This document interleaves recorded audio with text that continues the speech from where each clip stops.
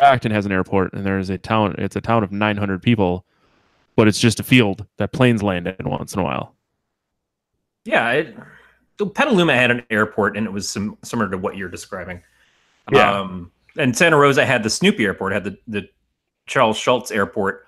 That was, if you ever get the opportunity to fly from that to wherever it is you're going, even if it's for a layover somewhere or stop on the way, fly out of the Santa Rosa airport, because it's so much less of a pain in the ass than going to San Francisco or Oakland. Here we've got Kalamazoo, and then we've got Grand Rapids, which is about an hour away. So both of those things are better situations.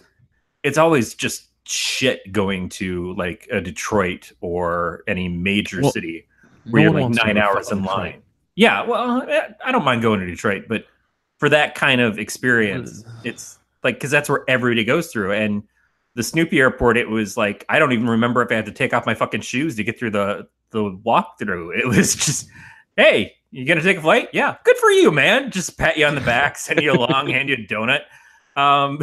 It was much nicer. Yeah, it's all kind of coming into this head of like, oh, we live here now. Maybe we should start building our experiences in this community and trying to become regular people again. I mean, I say we, like my wife hasn't done anything. She spent a week working. She was going to intern as a tattoo artist, and then decided that it wasn't really what she wanted to do artistically.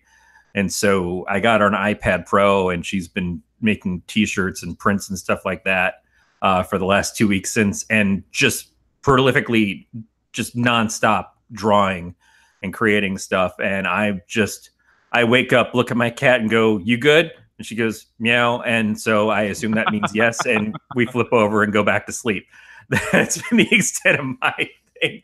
At most, it's like Sunday mornings, I get up and warily push myself to walk across the street and have breakfast, and then come back home and fart into a small pillow. Why do you fart into a small pillow? Because the large pillow is already full. Of farts? Yeah, or... mostly. Huh. Don't you do that? Don't you fart into small containers so you can save them for later? No. Hey, man, you never know when that rainy day is going to come.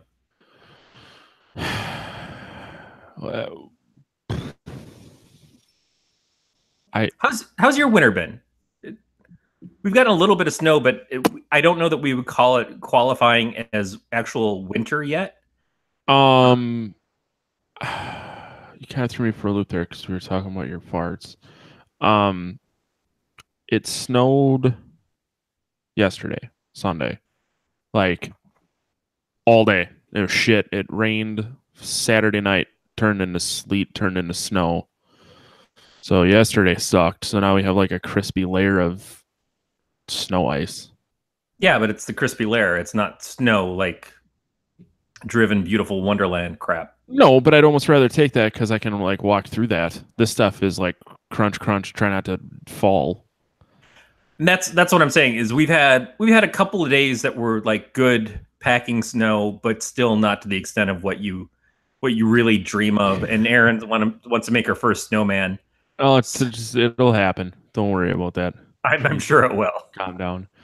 I had to get ice scrapers for the cars. You know, that was a thing. I was like, oh yeah, I remember we used to have to do this thing of preparing the car to go somewhere, as opposed to just sitting in it for 20 minutes and dicking around on your phone while it warms enough that you can drive. It's like now you've got the 20 fucking minutes of like heat up enough so that I can get the windshield just to barely be able to be seen through. Yeah, there's that. It drives me nuts. Like you see people who haven't even cleaned off their back window. I'm like, yeah, come on. It's not that fucking hard to do. Oh no. Well, no, I mean, I was that asshole because I didn't have an ice scraper. I didn't have the brushes or anything to clear that stuff off. And then even when I got the windows cleared off, it's like the hood is still covered and blowing up at my windshield. There's always that. I remember when before I had a garage to park in, you'd just like clean off your window and then the back window and the side windows, but then everything from the hood would blow onto your windshield, which is now warming up, so it turns into wet, and then the roof blows off the back. it's an experience living up here for winter. Yeah, it, it's an experience that I'm both anxious to enjoy the first couple of times and then know that I'm going to regret for the rest of my natural born life of living here. But it's Yeah, okay. It, yeah. it, Makes you everything's appreciate summer that much yeah, more. everything's got something. And when you saw this week that Alaska had a 7.0 earthquake Yeah, fuck. and then 5.7 aftershocks, I'm like, well, holy shit! You know, that's like a new thing to them. Like that's something that happens every 50 years or so. That is not a regular occurrence. They should not have to deal with that bullshit when they've already got their regular bullshit of the snow, the 6 months of night, whatever. Like you don't add something else in. It's like you don't give Texas fucking monsoon weather on top Yeah. of the other shit that they have going on. And like I'm okay with this new version of your daily crap that you have to deal with. It's just like don't graduate it to, oh, we gave you that thing, but we're also going to give you these other four things here. Yeah. That's yeah. I mean, I'm just used to it, so I don't know any different. I don't. Does Alaska like normally get earthquakes? I'm sure if Not, they do, it's not of that magnitude. But not like that. No. yeah, I think it was the 60s is what they said is when they had something like that before. oof. Yeah. I mean, I guess at least you got another 50, 60 years before it happens again. That's the hope. I mean, the flood that hit my current house before we moved into it over the earlier this year, it was said to be the 100-year flood for this area. And that's what you hope. It's like, well, good. In another 100 years, I won't be here to deal with that. But it's kind of like they say it's 100 years. It's not 100 years. It's like it could happen at any fucking time. Well, and that's the thing. Like, just because it only happens once in a while doesn't mean that it couldn't sporadically happen again. Like that snowstorm that we had where we had 2.5 feet of snow. It's like I've never seen anything like that, but that doesn't mean that it's not going to happen again this year. Yeah, and the thing of it is that if it's something that happens semi regularly, you at least know to prepare for it. Yeah. It's the things that you're completely ill prepared for because well that never happens here. So why would you even think about the kind of kit or the expectations of like getting into a doorway, like telling your kids, "Hey, this is what happens when the earth shakes open its maw and tries to swallow us." Yep. Not here. We don't have to deal with that here. That's somewhere else that does that shit. It's like, oh, nope, guess it's here too. Yeah. Weather's a fickle bitch. It's just the planet trying to shake us off, man. Oh yeah. I mean that's a Mother whole other Earth is just Taylor conversation. Swift, and we're the John Mayers inhabiting it. I have no words for you right now. Hey, so Anyways, you we you picked a fucking movie, so I you picked a talk fucking about it. movie. Yeah, we didn't I have a guest this week, and you were asking me last week what you wanted to watch, and I just went straight to something that I would have watched anyways. So it gave me the excuse, which is Lord of Illusions, which was I don't know what I watched. you never do. So Lord of Illusions is from 1995. It finishes off, I think, our trifecta of Clive Barker written directed movies. He wrote the story that became Candyman, but he didn't direct it. But we did um, Hellraiser Hellraiser. at Yep. very early when we crossed over with doing Nightmare on Elm Street. We Yep. mixed those two, and we've done Nightbreed, I believe. Yeah. Yeah. With JF. So this was the last one of the Barker films to get to. It was the Um, fucking weirdest, but is it it was though? it I was mean, when you look back, is it really any weirder? So we'll get into the plot of it in a couple minutes. But for me, watching a lot of this, it seemed like this was the characters, like the weirdos and the cult and stuff, seemed a lot like the creatures that lived in Midian, except without the makeup. They all had an equal kind of yeah. creepiness to them, but they were humans as opposed to beasts. You know, as opposed to like, oh, we save a lot of money on fucking effects in this. Yeah, I mean, it was a very Clive Barker movie. Like there's no doubt as to who wrote and directed this. And that's the thing too, is about the scene where they entrap Nix by putting the mask on him, and the guy is bleeding to cause the screws to screw into his face. That felt so Barkerish. That felt like that when Barker does something, he gives you that visceral feeling with the visuals and stuff, in a way that just stands out. That it's very signature to who he is. But yeah, now I usually am the one who has to take the lead on describing the movie, but since you seem confused, I think it would be more exciting to hear you describe what you think what this movie was about. I have no fucking clue what this movie is about. Scott Bakula is like a cop or something, and he ends up with some weird guys, and then the guy who's got the screws in his head comes back, but he looks like a busted up piece of beef jerky. Yeah. And that's about it. I don't like when it ended. It just was like, huh. Like I fully intended on what I was gonna rewatch this movie at work today, and I just got too fucking busy. Which I should, I was gonna put it on. But while I when was had you doing other watched the things. movie recently? You had watched it like a day or two ago, or I watched it yesterday morning, and I don't know. Like it was just I had no idea what this movie was about going into it. I had no idea what I was in for, and I still have no idea what I watched. Okay. So for people who never see the video of the shows, and I don't blame you, I have switched to a podium style podcast setup Matt has said on a pulpit. And Yeah, on because my you're always up on your soapbox. yeah, I'm gonna fuck off. And so on my pulpit, aside from my Buddy Christ statue that I've recently added to it, I have two Clive Barker books. I've got The Great and Secret Show and Everville. And I believe Harry Dahmer, however you pronounce his last name, I was like Diamore or something when I'd read it, but they just said Dumore maybe in the movie. Did you just say it real quick? Yeah, they no French accent at all. So Harry shows up in Everville. Now I had read the short story of his maybe in the time that I read Everville, maybe before that, because I had gotten The Great and Secret Show from my local library back when I lived in Michigan before, in Canton, and it instantly became one of my favorite books. And it was a couple years after that Everville came out, and I got that and read it too. But I remember reading the story that was the basis for Lord of Illusions with Harry, and it was a short story. It was stretched out to be this film, and I don't know how much it gets into some of the things like the whole magic thing. I forget the name of Magic the Gathering, the card game.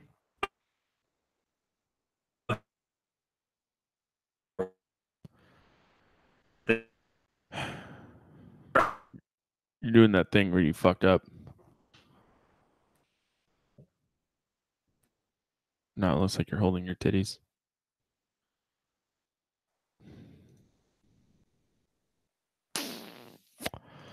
How's it going, Beat?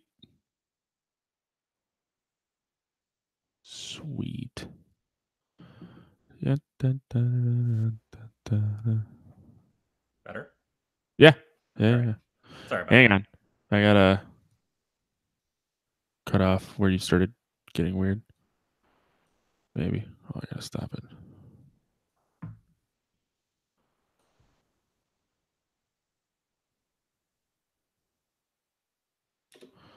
So, I'll just go back to right where I made a bad joke about Magic the Gathering. Yeah. Sound good? Mm-hmm. Okay. And go. I think it was the Magic Castle or something. I forget the name of the place. I think it legitimately exists. It's where magicians and people hang out. I think they also used it in an episode or here or there of Modern Family. Anyway, so the short story is a short story, and I was familiar with Harry from that. I was familiar with Harry from Everville. So by the time I saw the movie, it all seemed familiar. I didn't quite recall a lot of it. But the character is, it's a film noirish detective story that involves supernatural magic. Now, I haven't read the Harry Dresden stuff, but that I feel like that's probably close to this. I know that there was Cast a Deadly Spell with Fred Ward from Tremors back in the 80s or 90s, and then they had a sequel to it with Dennis Hopper.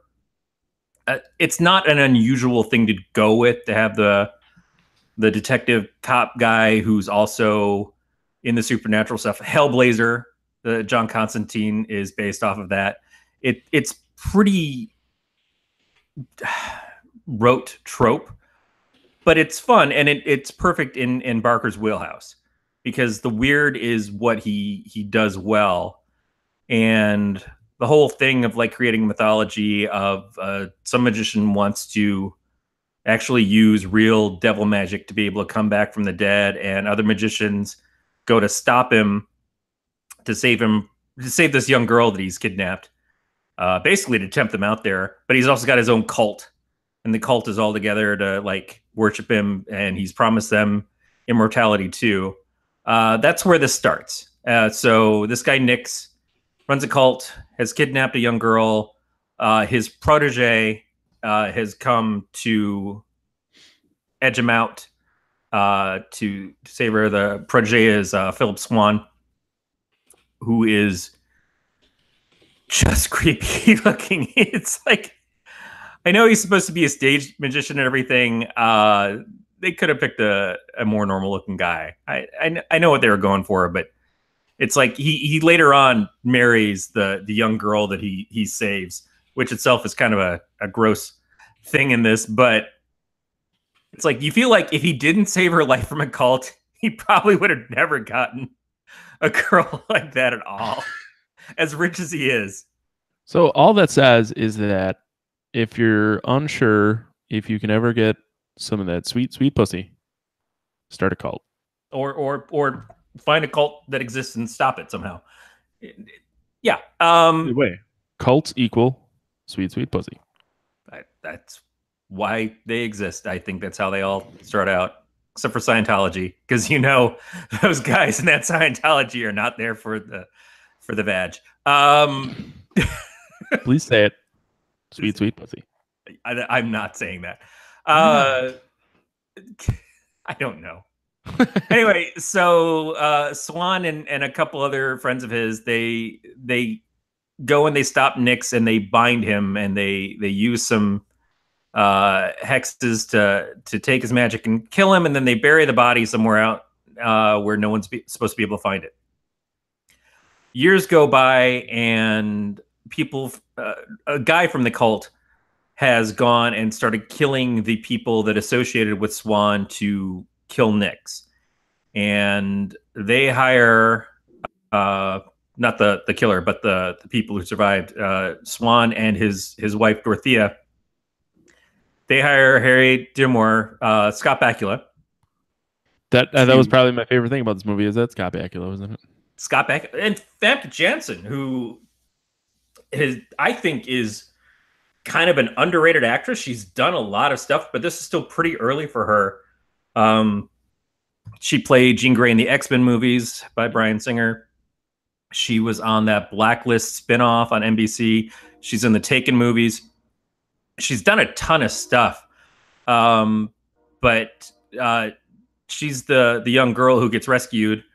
And so they hired Demore to try to figure out what's going on. And then Swan, who's an illusionist, gets killed doing his farewell performance in this town that he's at, doing this new trick. All these swords fall from the ceiling, and as he's supposed to avoid them, they start stabbing through him instead. And he gets killed. Demore assumes that it's the cult that has basically led to his death, and he keeps getting in tumbles with them and stuff. And he goes to the Magic Castle to find other illusionists to try to figure out what Swan was into.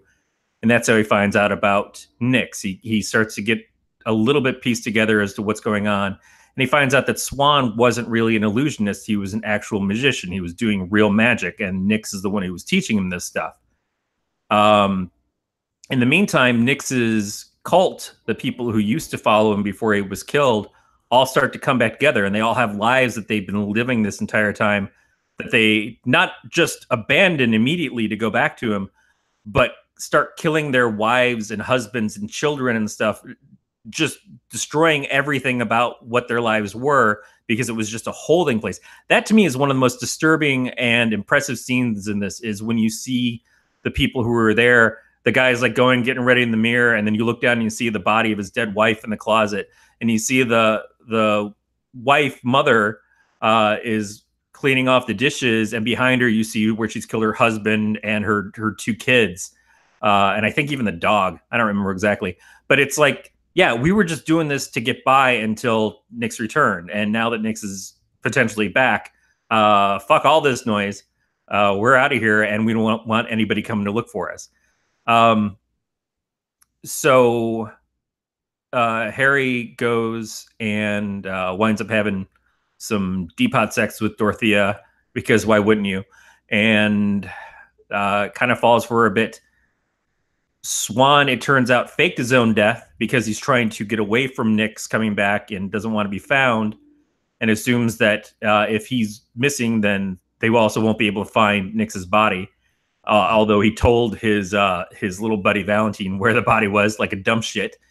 And then they go out to back to where Dorothea was captured and taken back to the first place in the beginning again, where Nyx has come back to life, and they have to try to kill him all over again and deal with the cult and everything else. It's not a lot to the plot. I don't know why you're so confused by it. So what is it that doesn't work for you? The entire movie. Okay, in what way? Is it just that it was not told well? Is it No, it's just it was just a little more.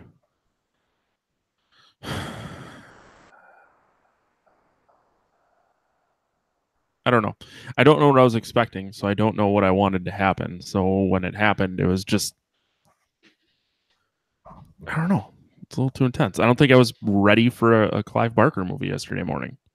I did not think it was bad. over my Sunday morning pancakes? I have a little bit of Clive. Yeah, yeah. I mean, it was a good movie. I didn't dislike it. I want to watch it again. I just was not prepared for what happened. Yeah, and that's fair, because again, I came to this having more familiarity with the story and having seen the movie a number of times. We both watched the director's cut this time. I cannot tell you anything in the director's cut that stood out to me as being different than what I remember the movie being like without the footage. Maybe there might have been a brief flash of Dong. I don't remember. But for I the don't most remember part, seeing. I just thought there was like one flash of somebody standing in a hotel room by his bed with his penis out. But maybe I was just like having a flashback to college. It's just the whole thing seems pretty straightforward to me. But it goes in line with what I already know of Barker's stuff. The two books of the art, they don't really clasp onto it too much in this, but the Harry character, having associated with those, I kind of like piece it all together as like there's a one big Clive Barker world where all this stuff kind of coexists in the way that Stephen King has a lot of his stuff coexist.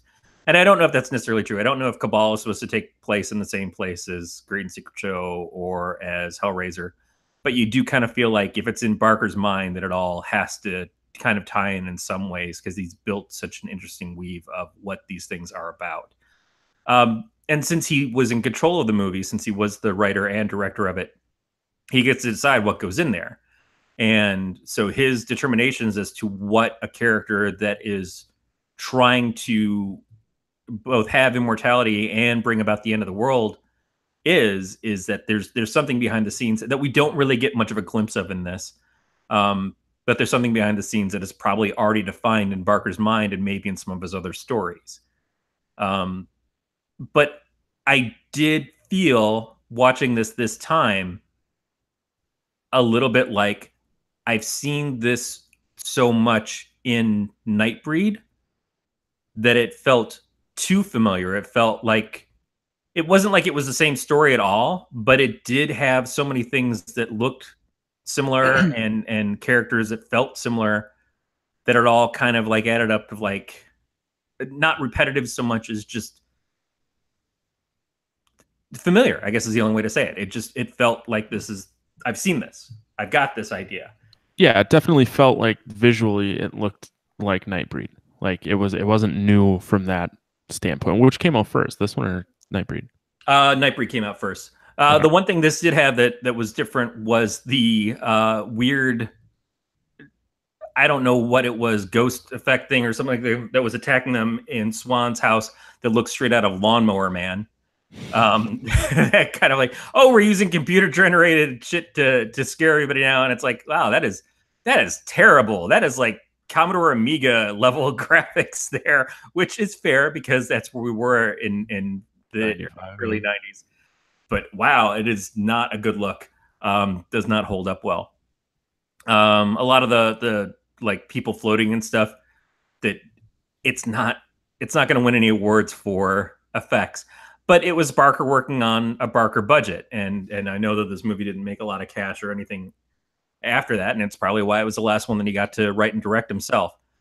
But it was, it holds together more because of the story. It's just that because it's a movie, whereas Hellraiser got to have multiple sequels, and not all of them were done by Clive, but it was a story that started out a pretty huge now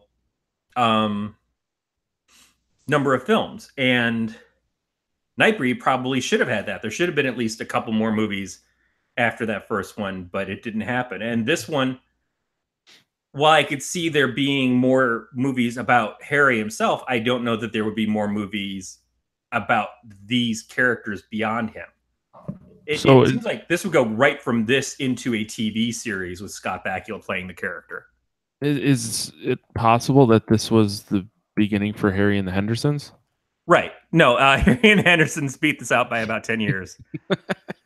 But I would like to see a Bigfoot and John Lithgow fighting the supernatural.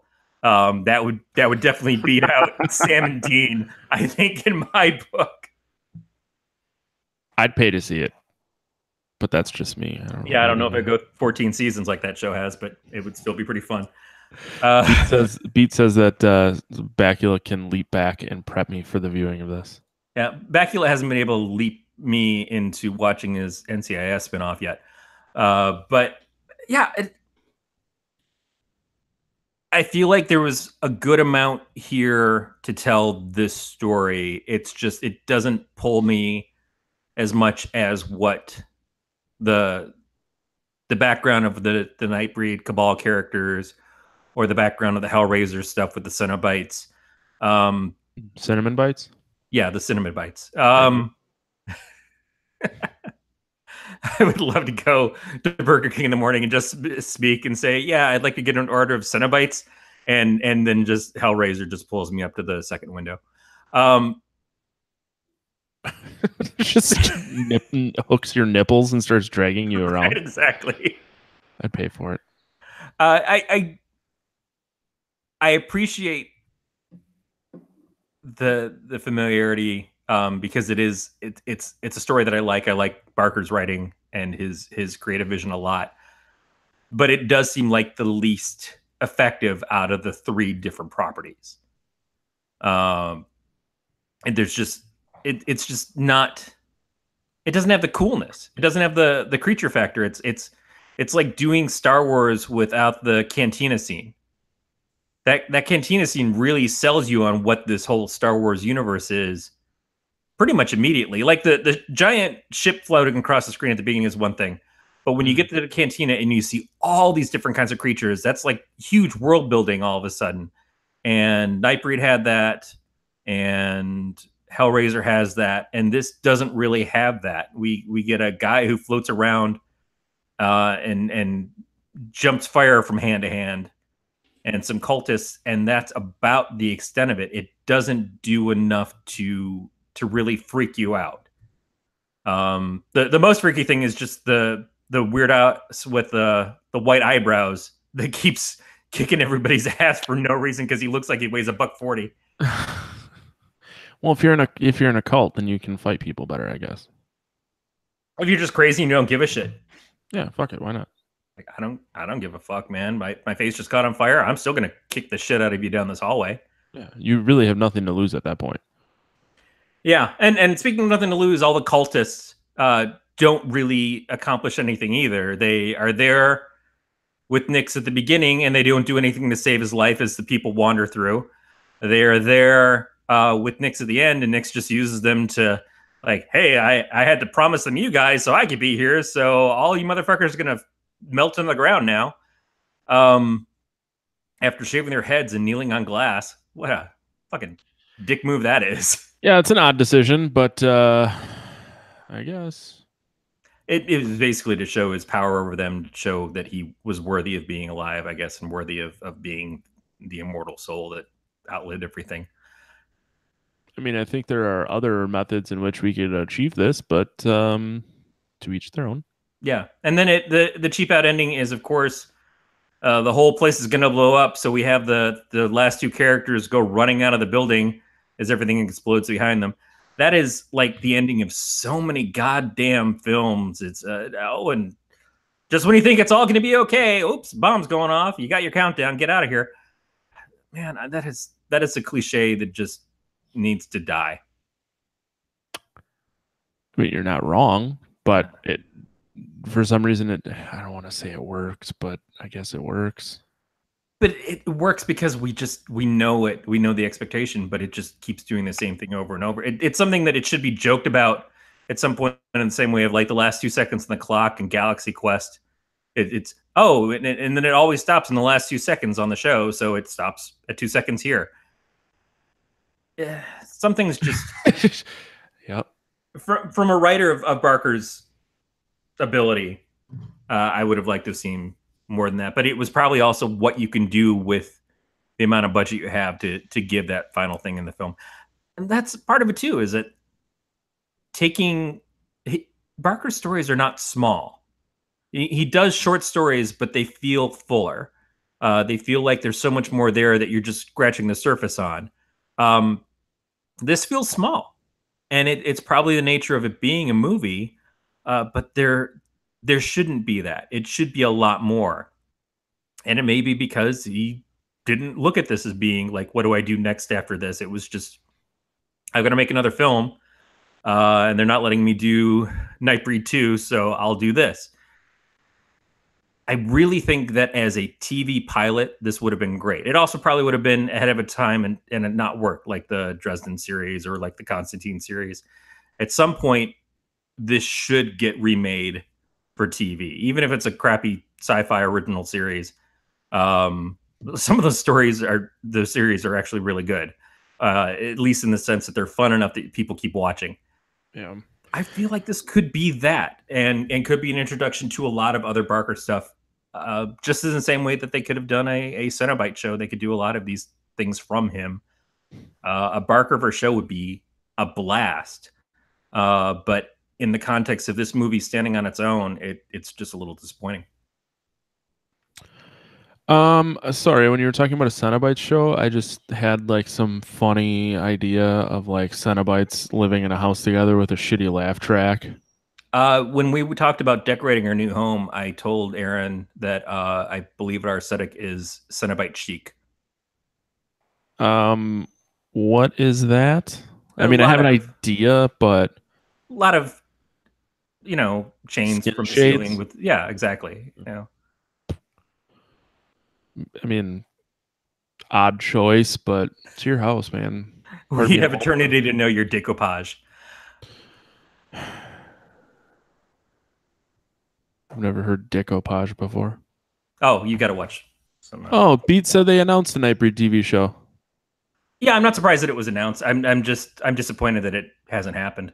Well, how long ago was it announced? I guess I probably have a quicker time Googling Probably it. 1997, right when Highlander was finishing off its Raven series or whatever number of spinoffs that show had. June 22nd of this Oh, year. oh, well, nice. Sci-fi. Go figure. Wasn't there also supposed to be a Critters TV series? That's your realm. I, Let me give you 2 seconds and I will Google it. Fucking I think we talked about it back when we used to do news on this show. probably when I was less lazy. um, Critters, a new binge TV show. Does it give you a That date? was January 10th of this year, Oh, but I'm looking to see if it says when it's supposed to. right. We're at this medium right now where It there, began production in early 2018. oh, good, because there's so many fucking things that shows can be on. Uh, in the last week, we've seen that Daredevil got canceled off of Netflix, along with a couple months ago we had it announced that Iron Fist and Luke Cage have both been canceled. So we know that Netflix is still hammering away trying to get more content, as Disney's stealing some stuff back for them. Hulu is probably going to get some of this shit. Uh, Warner Brothers has their stuff. CBS or Paramount have their thing with Star Trek Discovery. There's so many different things that need content that it should be like everything should have a show now. Everything should have an announcement of some program, whether or not Yeah. it gets made or whether or not it lasts past a pilot is another story. But man, like if I was a person who could write a spec script, this would be a magical time for me because you just get shit option left and right. It may not be millions of dollars, but it would still be something, and it would, Yeah. like the guy who co-wrote the script for the sequel to Wonder Woman, the Wonder Woman 1984, just got announced as a couple different things that he's going to be doing. I think Shang-Chi for Marvel is one, and I think the sequel to Into the Spider-Verse, which hasn't even come out yet, he's done the script for that, which is great, but it's anything yet that's made it to the theaters or on air necessarily. But yeah, here's 5 other properties that this guy should work on, and here's 10 other properties that the lady who worked with him should work on, and so on and so forth. Because like Shutter is a streaming horror movie thing, Mm. and then there's Screambox, and then there's probably about a half dozen things that just play reruns of old movies, but would probably love their own content.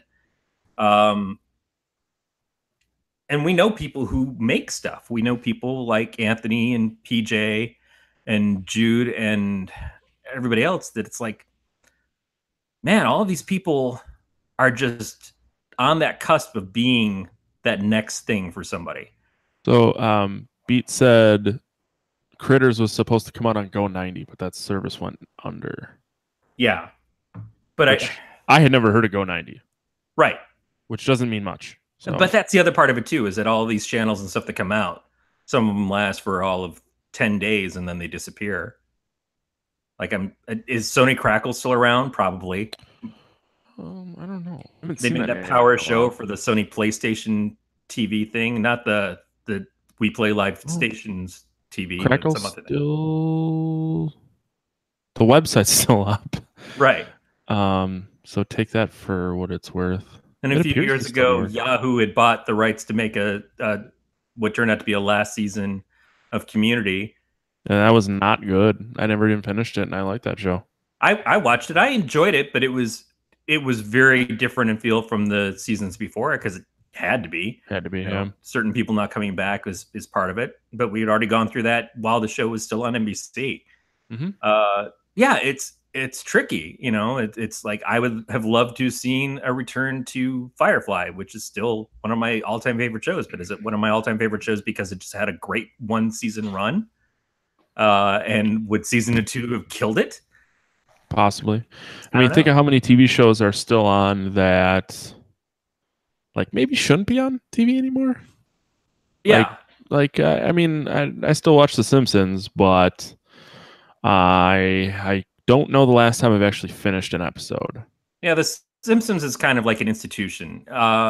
Family Guy is probably one of those things that should go through its second cancellation by now. They Probably. stopped trying seasons and seasons ago. Yeah, but miraculously, like South Park is still really funny in my opinion. Yeah, but I think South Park it's because it's the same two guys doing it, Right. and they never let themselves get burnt out. Whereas Family Guy, you can see where Seth MacFarlane has moved on. You know, he moved on to American Dad, and American Dad I think is a far superior show, and somehow he moved on to Cleveland Show and didn't give a rat's ass because look at it. I think it was Uh, just a paycheck at some point. yeah, no, absolutely. But now he's type show, and that's all well and good, but it's kind of like, oh well, which one is he more into, and which one is Fox more into showing, and can they finally let one of them go? If Yeah. this new thing is the thing, then maybe it's time to have Family Guy not be on Sunday nights. And it's not like it's a Sunday night animation block because it's always that last half hour is some other bullshit that they put in there instead. So it's Simpsons, Bob's Burgers, Family Guy, and Last Man on Earth, or The Cool Kids, or I whatever they gave want up to. on Last Man on Earth. Yeah. Um, I don't know, but it does. Again, it screams like if Stephen King is having this renaissance on his stuff right now. So they're doing his show Castle Rock on Hulu, which is based off of the King universe. They've done it. They've got a remake of Pet Cemetery coming out. Hmm. I feel like there's a few other ones that are coming out. Maybe Cujo they're redoing. There's a lot of stuff with like, oh yeah, Stephen King, Stephen King. I feel like there's absolutely room, and someone should be champing at the bit to get Clive Barker in that same situation. You know, if they go straight to Kuntz, fuck them. But if they if they really plan out, they're like Kuntz I should just be the crackle of this. yeah, like I think there's gonna be a time and a place for Clive Barker's comeback, I guess. Yeah, but I worry that it's going to be like after he passes away, and maybe that it's that he wants to retain some creative control over it, and they don't want to do that. Yeah, I don't know. I mean, the guy's in his 60s now, I think. Yeah. And didn't you almost met him recently? Fuck you. I saw him from across the room, but I wasn't gonna pay like $60 to shake his hand when I had paid 120 to get a picture with him and some cinnamon bites. That never happened. Yeah, that's true. But I don't know. I am a reasonably largish Barker fan, and it's mostly based off of a couple particular works. I've got a lot more of his books that I haven't really cracked the covers on, Yeah. but the stuff I liked of his, I've loved of his, and that puts him into a higher Well, category for me. you're kind of you got kind of a twisted sense of humor. By kind of, Well, I mean like very much so. but I think it's like when you're a teenager and you read The Stand for the first time, and it sticks in you and it changes your worldview because you're right at that age where you're hungry for something and it gets in there and it just grabs a hold of you. That's the way Great and Secret Show was for me. I read it Yeah. and it was a revelation. Well, Uh, and like you said, I mean, you watched it at a young age, so I think that has a lot to do with it too. And maybe if I had read it when I was a teenager, I would have been way more into Clive Barker than I am. When I first saw Hellraiser, it scared the fucking shit out of me. yeah, So, not that I have like a bad taste in my mouth about Clive Barker or anything like that, but I don't know. Maybe if I'd really gotten into it when I was younger, it would mean more to me. That's right. it's like And Strange Land. You know what I mean? So yeah, yeah, exactly. Or it's like watching Labyrinth for the first time today, as opposed for the yeah. first time when you were like 14 and it was the 80s and it all made a certain degree of sense. And now it's like, really? With the puppets? I mean, I love puppets. Don't get me wrong. But it's a different feeling. And I totally get that that's it. Is sometimes things just catch you at the right time or they catch the world at the right time. Hmm.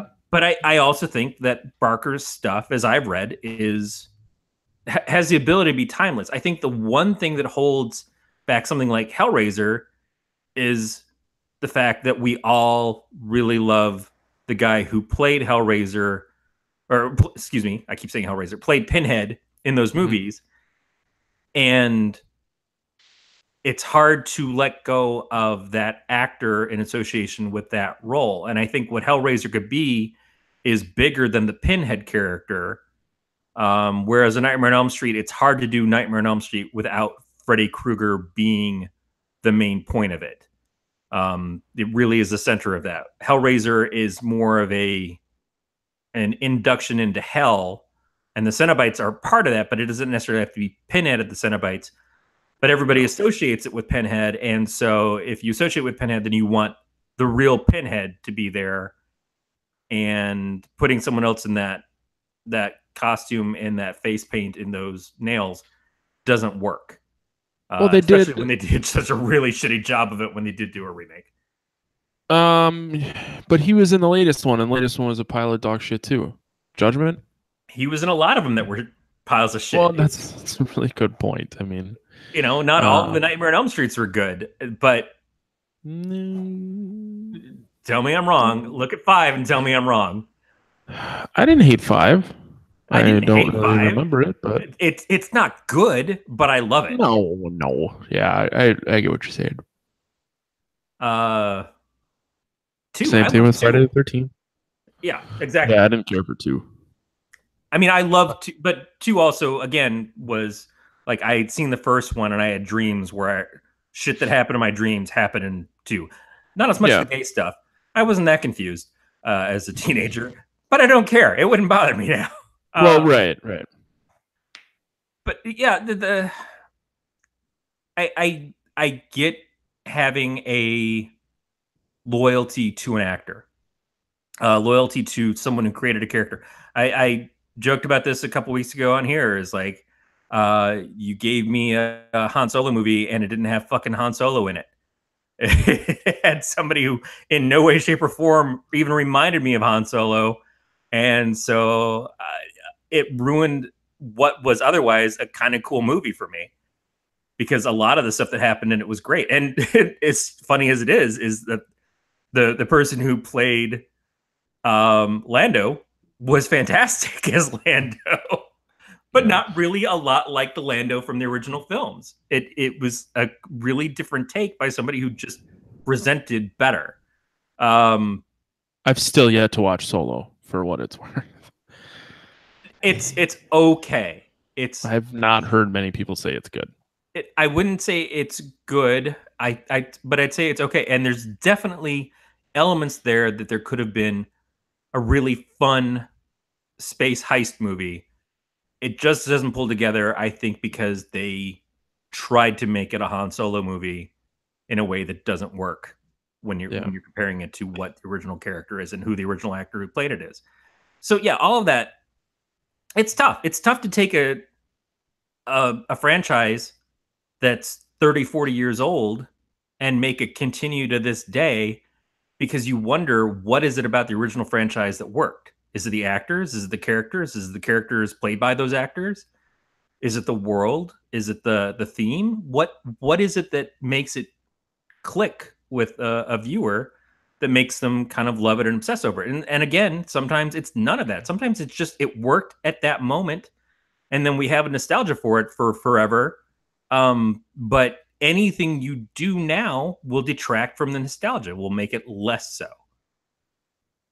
I don't know. If they did a movie of the books of the art of the Great and Secret Show in Everville, and whenever Clive gets around to the third one, please get around to the third one, Clive.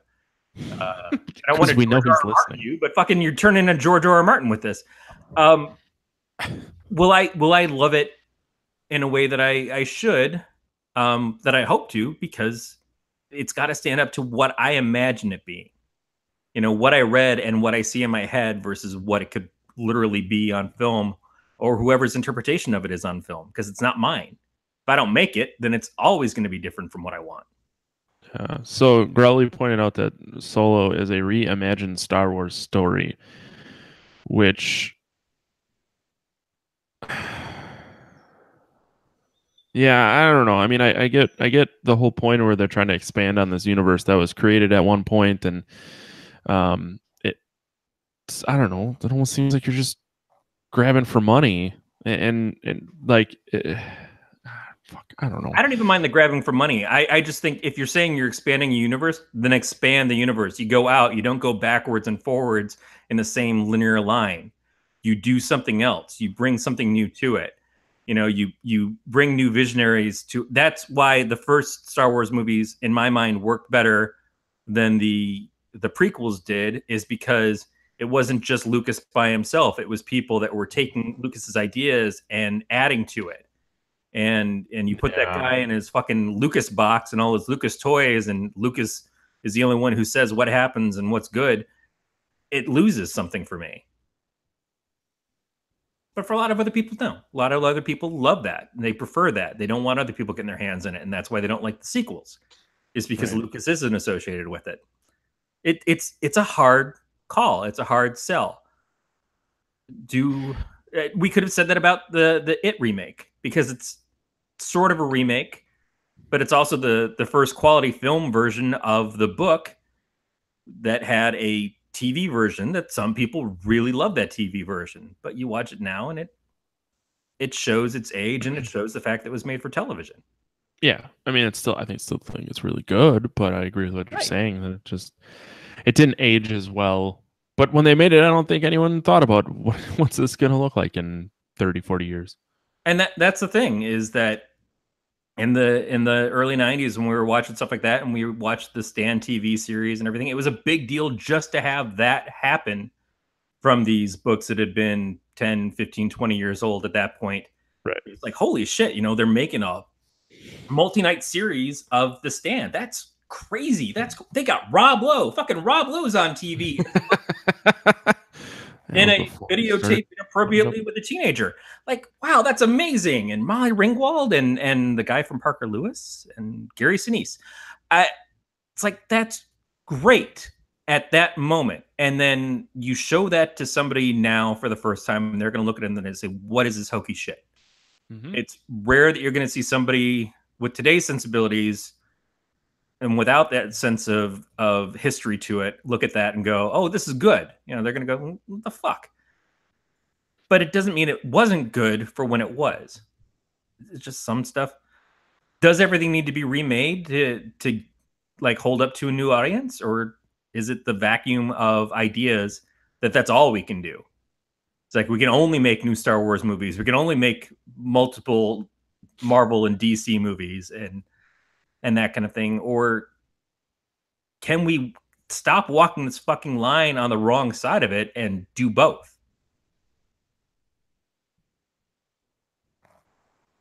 I don't know what to tell you. Damn it. I want you to fix this for me, Matt. I will write a strongly worded letter to the white man. See if we can get this taken care of. Just send it to Crackle. They seem to be on top of things. Just, dear Crackle, fix this. We have an idea for a show for you. It's called Stop the Bullshit. It's just someone pitching TV ideas, and all of a sudden you just yelling, "Stop the bullshit!"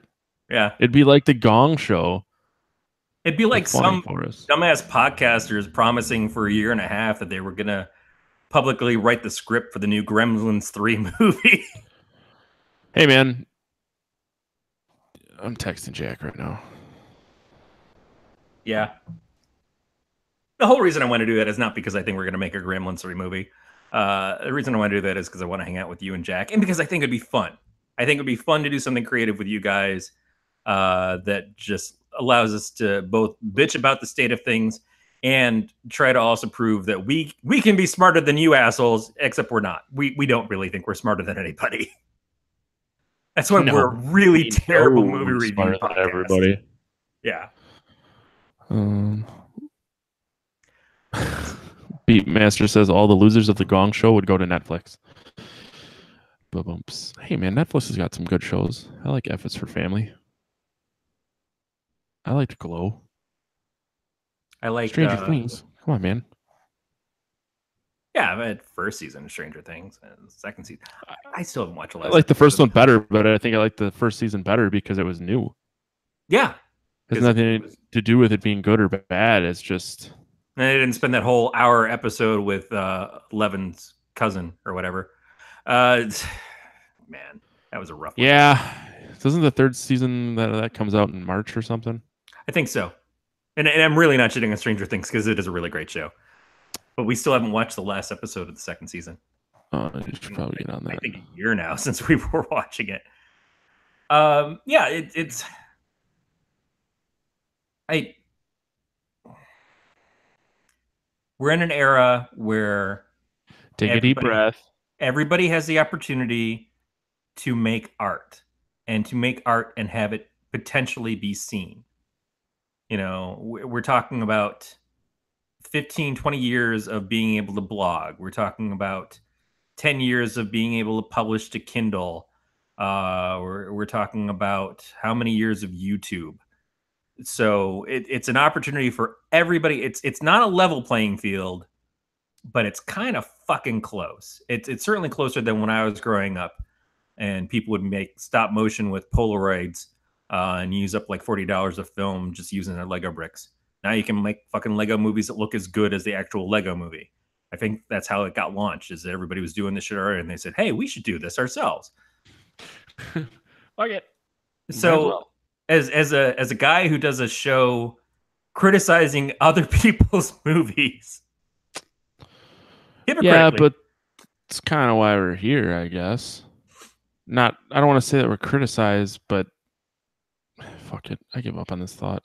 no, we did this because I mean, I did this because I wanted to talk about movies with you. I wanted to talk with you and hang out with you. And I thought that it We would be should actually fun. start a spin-off show where we just talk about fast food. We don't need a spinoff show that is this show. I was gonna say, we'd be pretty good at that one, but So you want to rate this? Do you have anything else to say about Lord of the no, I Rings? need to watch it again. Maybe we'll have our first ever part 2 episode where I actually watch this movie until I comprehend it. We'll do a pot shot add-on. Sure. Yeah, but at Go least ahead you and want to make watch it promises of again. things that'll never happen. I do want to watch it again. That's I think a pretty big statement from you because you don't make it through the end of most movies that you're watching for the once. Nope. You are not wrong. All right, I'm gonna go kind of high on this myself because I love it because I love the stuff behind it more than it's unfair because it's more than what the movie itself deserves. But I'm gonna give this a 4. Whoa. But the caveat is everything that I just said. I was just fucking with you. I gave it a 2.5 mostly because I'm very confused, but I liked it enough to a point where I want to watch it, so I went right down the middle until I can watch it again. And you gave it a 2.5 because that was your mentality. Yes, Yeah. your words are hurtful. I lost my show notes here. You can contact us by leaving us a voicemail at 805-328-3966. Email us at pot@gncast.com. You can leave us a message on the website. Follow the show on Twitter, Facebook, and Instagram at Podcast Terry. You can also subscribe to this podcast via iTunes, Stitcher, Google Play, or any of your favorite podcatchers. Leave us feedback, please. Somehow we have 2 less reviews on iTunes now. I don't know if you. I Were didn't they know you. the good reviews or the bad reviews? I think they were just like someone just checked stars. So I don't know if They were Russian bots. it's possible they They got were pulled fake down. views. Who knows? I'm gonna have to get my refund. You can also go to bit.ly/pot review. All subscription options and links can be found at gncast.com/subscribe. You can follow the entire fucking network, the Galactic Network, on Facebook. You could go to Amazon Podcast of Terror too. That's yielding very poor results. Yeah, I now don't know. that now that I'm Now not. that Corey's not funding me, I don't really know if it works correctly. I don't know. Either way, I know that they were cracking down on podcasts, so for all I know, they got wise. I don't know, Corey. What do you want to push this week? This week I'm going to just mention some friends of the show, friends of ours. Nick,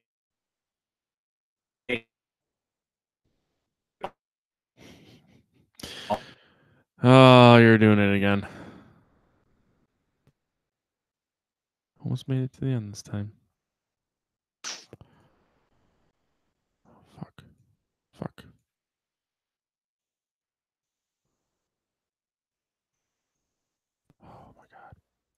feel like that was on purpose. What?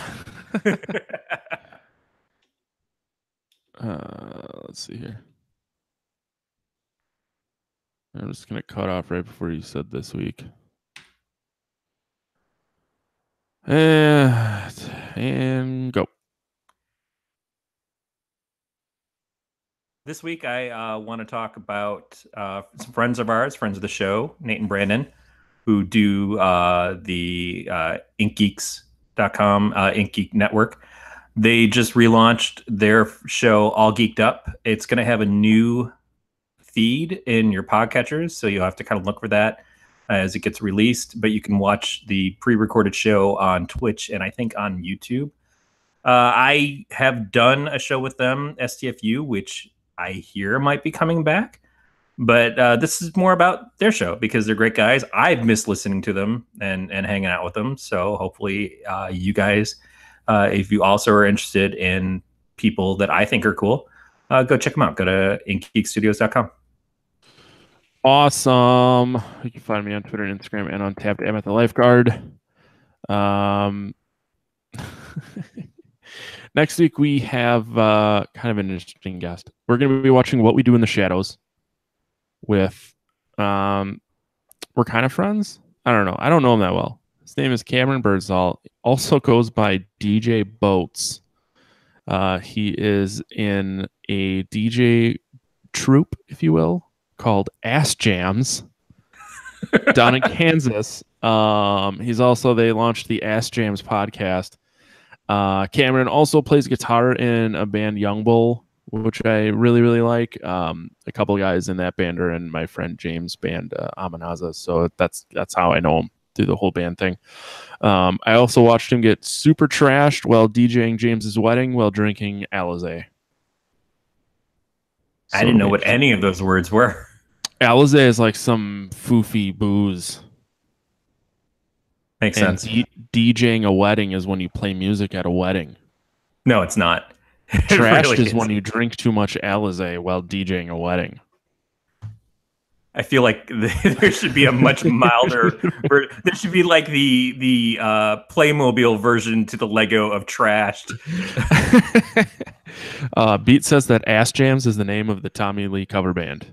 Oh, it's of his Tommy Lee cover band. I like it. I like that too. Just jam some ass. Motley Crue has a movie coming out. It has like a, I don't know if it's a documentary or what, but some film about Motley Crue. I keep seeing write-ups about it's coming out pretty soon. Oh, why not? And I want to say the kid from that Halloween, 2018 Halloween movie, who dies in the truck, is going to be in it too. Hey, What We Do in Shadows, a movie that has a TV show spinoff coming out, I think, on some streaming crap. So there you go. There's more evidence of that. Yeah, I think I tried to watch this movie once and just gave up. But that was before this podcast. So we'll see if I actually can get through it this time. But yeah. Or just rewatch Lord of Illusions and fake come back and be like, guys, I'm ready. We'll just forever be one movie behind. All right. That's going to do it for another episode of Podcast Dare. We'll talk to you guys next week. Stay scared, everybody. All right. I'm going to just, I guess I'll let YouTube go a little bit. Hi, YouTube. I'm not turning it off yet. Oh, you're going to let it continue. When you say letting it go, I assume like... Let it go. Let it go. I was going to say like Jack going under the water because he wouldn't climb on the fucking piece of driftwood. Never let go, Jack. I'd kill myself too if I had to listen to her talk. Kate Winslet? No. I would just kind of like, I'd look at her. I don't want to listen to her though. I think she's awesome all around. Growly, it was good seeing you too. But like I said, I'm not leaving quite yet because I got to fucking edit this thing and put it out. That's the only downside to doing these things on Monday nights is... Listen how bitter Matt is about putting out. I beg to put out.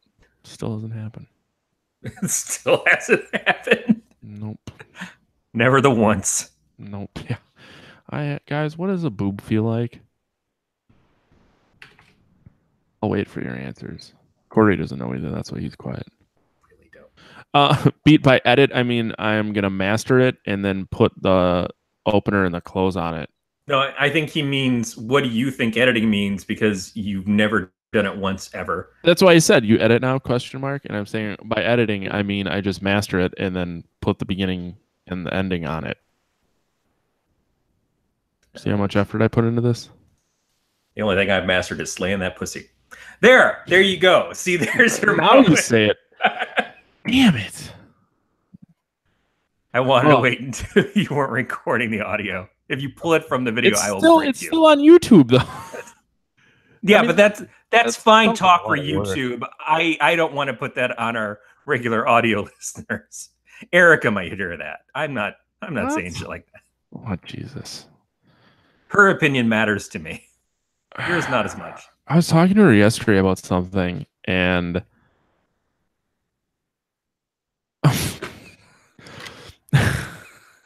Beat just said if I beat it while editing, I sue you.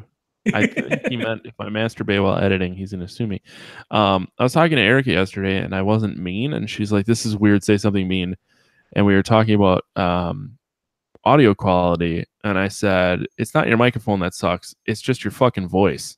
Oh. And she's like, "That's better." And I'm like, I almost felt bad saying you should that. Feel bad. She told me to be mean to her. Yeah. I felt kind of bad because I know people. No, I know people have said something about her voice and be like, and the reason why you feel bad is because weird. it's very harsh and it's a lie. It doesn't feel good saying that kind of shit. But it does sound like you. So. Well, she told me to be mean. It was the right move.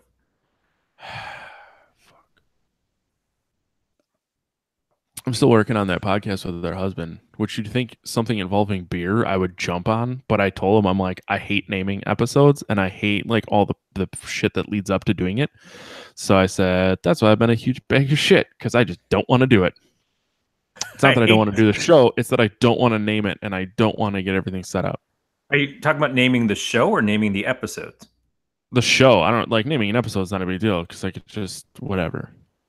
But like we were trying to think of a name for the podcast, and I was like, he sent me like a list, and I'm like, I don't care.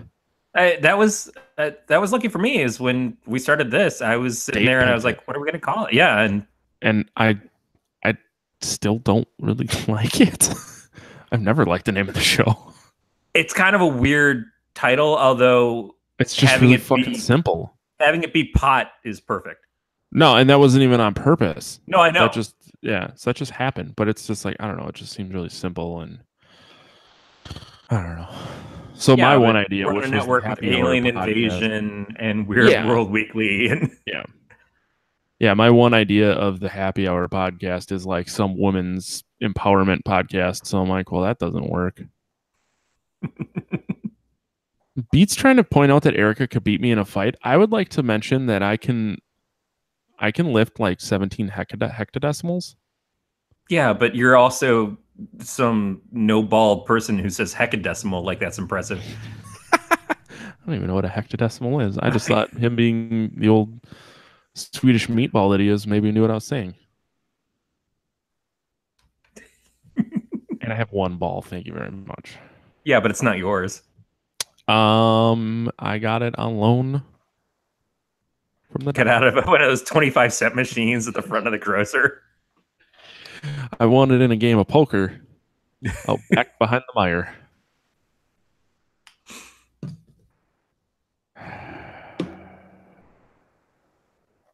I feel like Erica's street tough. Like not just wiry, but I think she would. I could see her swinging her arms around like Lisa Simpson when her and Bart are fighting, and it's like, yeah, if I hit you first, you just walked into it.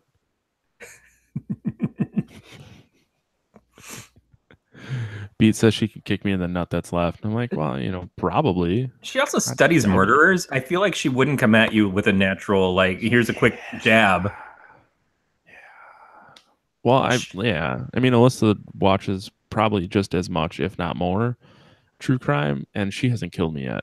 No, because you keep putting it out there on the air, which is smart. Yeah. You She know, told me we had to run a bunch of shit to a dumpster because we had more garbage than our garbage can could hold. Um, and she's like, yeah, I don't know what Corey looks like. I'm like, how do you not know what fucking Corey looks like? So I showed her your picture, and she's like, the voice doesn't match the face. I'm like, all right, which one is the loser in that equation, though? Is it the voice or is it the face, or is it they both lose in their own ways, and then you just put them together and it's confusing? society. Yeah. Yeah, it's always society.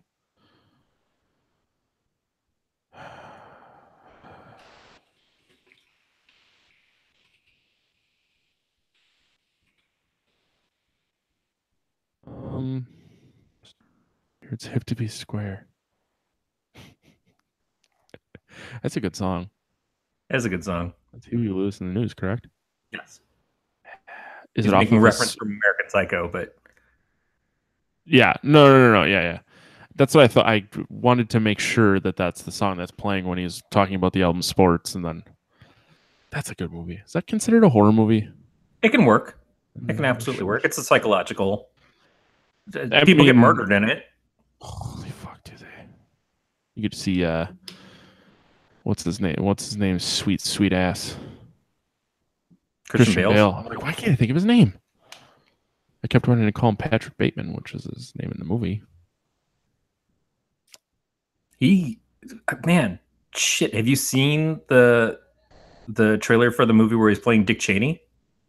Mm-mm. Oh God, perfect. Wow. Yeah, Bale is like has the potential to be just that pretty boy actor, but will do whatever he has to lose himself in a part. American Hustle, great fucking movie, and just so insane. But the amount of times that he went back and forth on his weight, of like Yeah. super cut for this, and then like 250 pounds, and then down for 90 pounds for the mechanic or whatever for the machinist. Machinist, yeah. Yeah, just like holy shit. But he's Must good. be I don't nice. I don't blame him for being fucking psychotic when he's doing that Terminator movie. Like fucking how pissed off would you have to be yourself to wind up in the only Terminator movie without Arnold and like deal with the bullshit of what that film turned out to be anyways. Yeah, it was not a good movie Be mad. Fucking be whatsoever. mad, bro. Uh,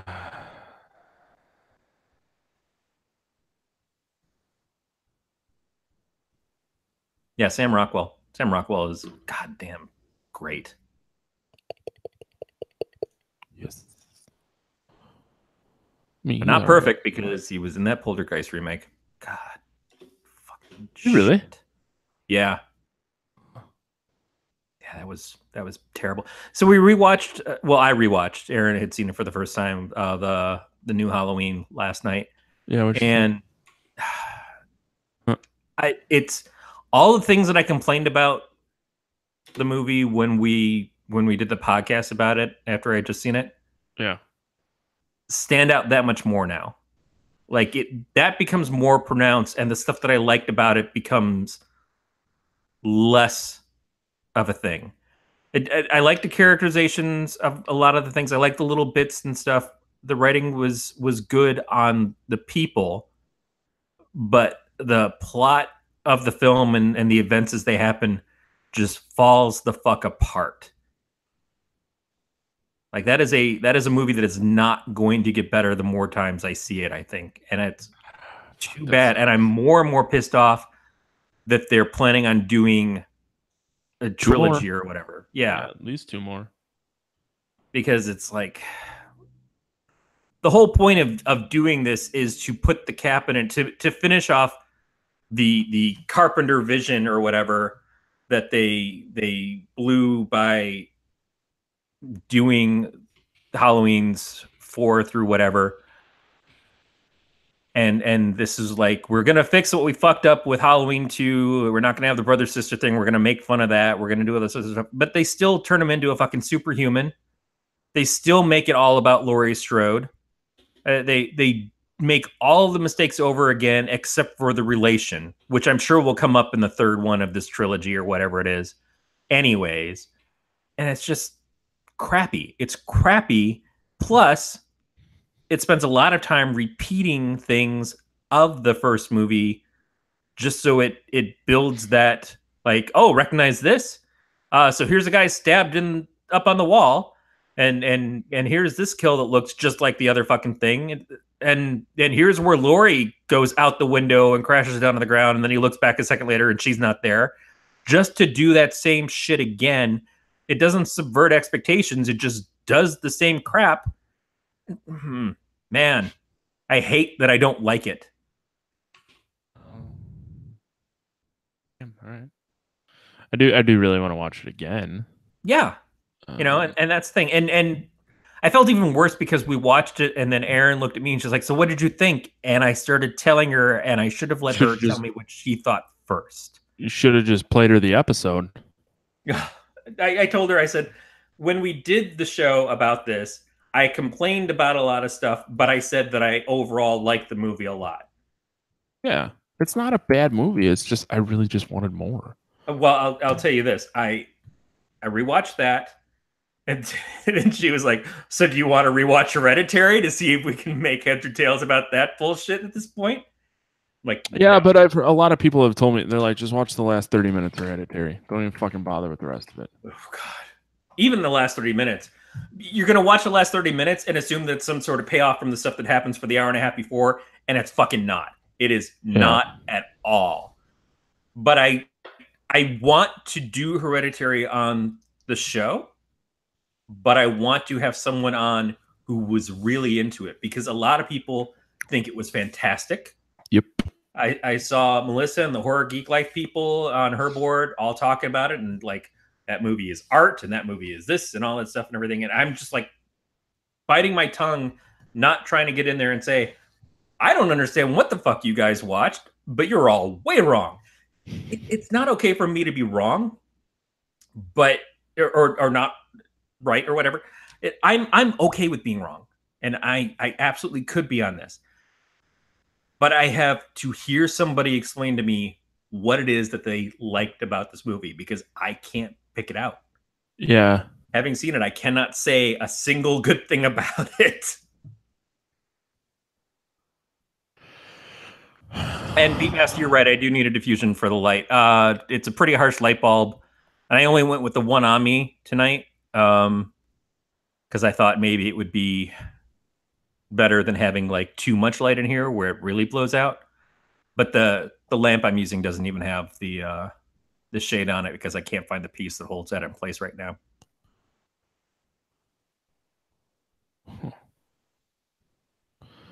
Sorry, I'm looking at beer. I know it's gonna be some huge surprise to you. Nah. Oh, we did go from watching Halloween to watching the first Conjuring movie, which I hadn't seen. I kept trying to wait. I like the Conjuring movies quite a bit. That. Yeah, and when we get to that, I'll talk about my opinions of it. Jesus. I don't want to just say it at the end of this on the YouTube and everything, because no, that's fine. Yeah, that's fine. Cool.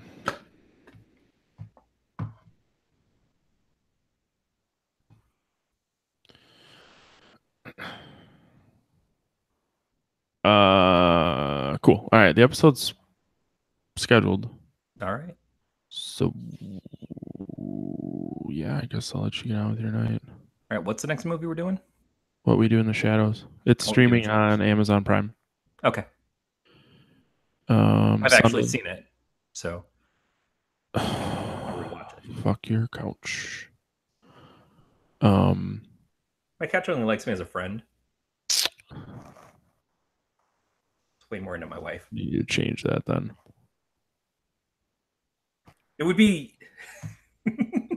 Boy. She's on the couch so much. The impression there, if I fucked my couch, it would be like fucking the Invex version of my wife. I don't even know what to say to that. It's like if someone did a real doll mold of your spouse, but instead of having sex with the doll, you had sex with the mold. This is taking quite a turn. Oh, I'm just...